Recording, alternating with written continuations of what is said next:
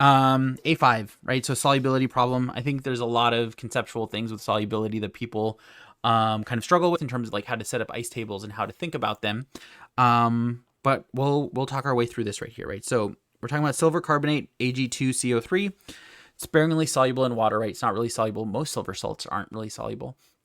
And it has a Ksp rate of 8.46 times 10 to the negative 12 at 25 degrees Celsius, right? So it's basically not soluble, right? So just as with, what was it, B9, where the Kp was like in the, trillions, this is in the, parts per trillion region. So, basically not soluble, right? There's going to be an extremely minimal amount, right, that's going to dissolve in the water. But we'll figure all of that stuff out. So part A, right, write the chemical equation for the solubility product equilibrium of Ag2CO3 solid in aqueous media.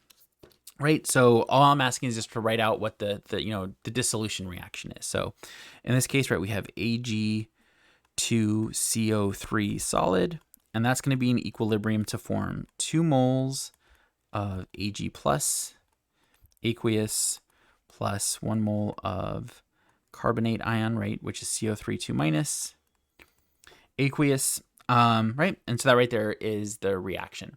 Now, when looking at it, right, in terms of equilibrium, the solid isn't part of the equilibrium expression. Only the products are, right? So only the 2 aqueous things in these cases. So now to calculate the molar solubility, right, to figure out how many moles of Ag2CO3 dissolve into pure water, right? We can use that information to calculate that, right? Because we know what the Ksp value is. So if we write out what the Ksp expression is, right, we know that Ksp is going to be equal to the concentration of Ag plus squared, right? Because in the reaction, you're forming 2 moles of it, times the concentration of the carbonate ion in those scenarios, right? So if we set up an ice table for what we have, right? So we have Ag2CO3 solid, right, to form 2 Ag plus aqueous plus CO3 2 minus aqueous. We don't care about the solid at all, right? Because that's just simply it's a solid, right? It's not part of the equilibrium expression, so it doesn't matter really what happens there necessarily, right? The only thing that we're really worried about is what's going on with the 2 aqueous ions, or the 3, right? If you consider that, there's 2 silvers that are formed. So initially, right, we're going to have a concentration of 0 molarity for both of those. And then those are going to go up, right, when we start dissolving it. So in the case of the silver, right, it's going to go up by 2x. In the case of the carbonate, right, it's going to go up by x, right? Because you're going to dissolve essentially, right, 1x equivalent of the Ag2CO3, and that's then going to form, break apart and then form the 3 different ions in those cases. And so then, the ending what we have is just simply 2x and x in the cases of all of those. So now we can just simply plug those values into our equilibrium expression. So we have Ksp is equal to 2x, and then that right there is going to be squared, times the concentration of CO3 2 minus, right, which is going to be simply x. And so if we start working our way through it, right, so 2x squared is going to be equal to 4x squared, right? And then we're going to have that times x. And so then we just bring that in, right? So that becomes 4x cubed. That's equal to Ksp. We know what that value is, right? That's 8.46 times 10 to the negative 12, right? And so now all we have to do is just simply solve for x. And so if we divide both sides by 4, what we get is x cubed is equal to 8.46 times 10 to the negative 12 divided by 4 is 2.115 times 10 to the negative 12, right?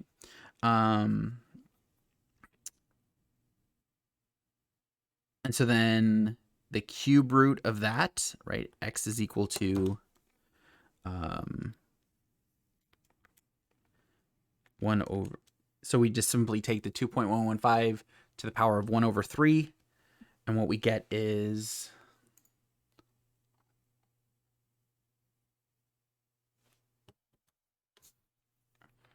1.28 times 10 to the negative 4, right?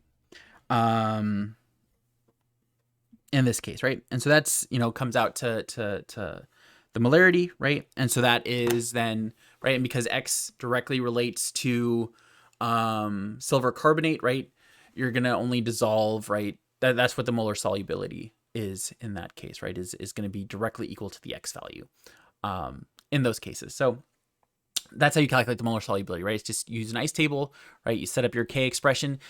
It doesn't matter if it's K solubility, right? K equilibrium, any of those things, right? They're all just simply Ks. It's the exact same process that you do in those cases, right, where you try to set up the X's.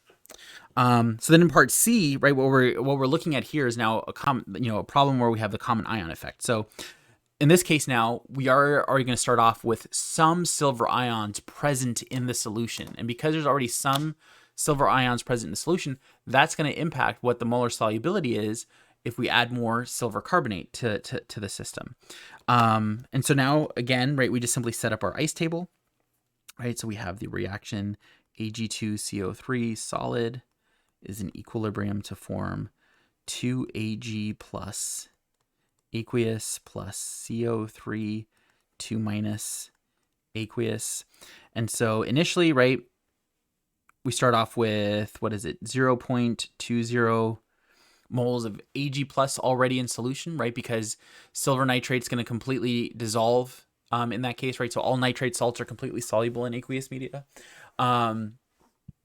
Excuse me. And so, right, so we can use that information. So we know that we're already starting off with 0.2 molarity of silver present in solution, but we're going to have 0 molarity, right, of CO3, right? There's not going to be any of those ions present yet. So now the question is how much of the silver carbonate is going to end up dissolving into the solution. And so, right, so the change now again is we're going to be adding 2x of the silver ions, and we're going to be adding 1x of the carbonate ions in those cases. And so then at the end, what we should then have is 0.20 plus 2x is the concentration of the silver ions, and then x is the concentration of the CO3 2 minus ions. So we set up our Ksp expression the same way as before, and we just simply plug in those values, right, the n values that we have. So now this is going to be equal to 0.20 molarity plus 2x squared, and that's going to be times x in that case. And so now we work our way through it, right? So 0.2 squared is 0.04 plus, right, 2 times 2 times 2, right, 2 times 0.2 times 2 is 0.8 x plus 4x squared, and this is then times x there. So then now Ksp is equal to 0.04x plus 0.8x plus 4x squared, and that is equal to 8.46 times 10 to the negative 12 in this case. Excuse me. Right, and so now we can just simply solve for x.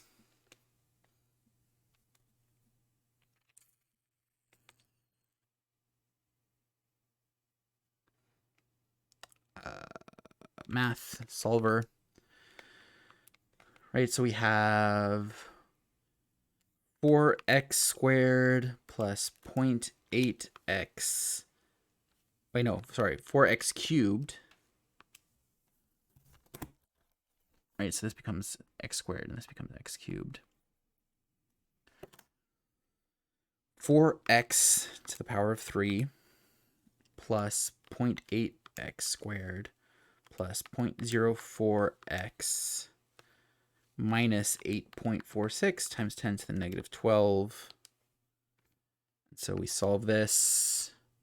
What we get is x is equal to 2.11 times 10 to the negative 10 molarity in this case, right? And so that is, again, right, what the molar solubility is in this case, right? Because the molar solubility is going to be directly equal to x in this scenario, right? So as you can see, right, the common ion effect causes the solubility, like the molar solubility of like the new compound to go down. Right, and that's answering with part D, right? So part D explain the difference in the reason for any difference in solubility in parts B and C. Is there a difference? If there is, what is the reason, right? So it's the common ion effect. There's already silver that's present in solution, so that's going to reduce the molar solubility of the new compound, right, that we're throwing in that case, because there's already silver ions present, so that's going to, you know, reduce the possibility of the silver ions dissolving even further in those cases. So that's what's happening there. For part D, right, it asks, do you expect the solubility of silver carbonate to decrease or increase if you add a small amount of an aqueous solution of a strong acid like nitric acid to a suspension of silver carbonate in water? So this relies on you having a little bit of an idea of acid-base chemistry, just because you know, if you, hopefully you can recognize, right, that the carbonate ion is a strong base. And so if you're adding in an acid to the solution, what it'll do is it'll react with the carbonate and it'll form the conjugate, you know, acid of the carbonate, right? So that'll be bicarbonate, right? And then that can also, you know, be continue to be protonated depending on how much nitric acid you're adding, to the point, right, where it disappears. But either way, right, you're gonna start converting a lot of those carbonate ions that are dissolved in the solution into something that isn't carbonate. And so thinking about Le Chatelet's principle, right, and then thinking about what we've kind of just already experienced here, if we start removing carbonate ions from the solution based off of the Ksp expression, right, that means that we should start dissolving more of the silver carbonate into the solution, right? And it's going to, you know, get eventually to a point where, you know, it's going to kind of like plateau and everything, but you're going to, you know, constantly dissolve more and more in there, because you're just going to be, you know, constantly consuming up the CO3 with the nitric acid until there's no more nitric acid left, or at least no more, you know, acid left to convert the CO3, you know, the carbonate ion into the conjugate acid form. So right, so it should increase because you're removing CO3 2 minus from the solution, and so that should continue to push the equilibrium, right, to the right, to constantly form, you know, more and more of, you know, the dissolved species rather than it staying in the solid form. But that's the thinking behind A5.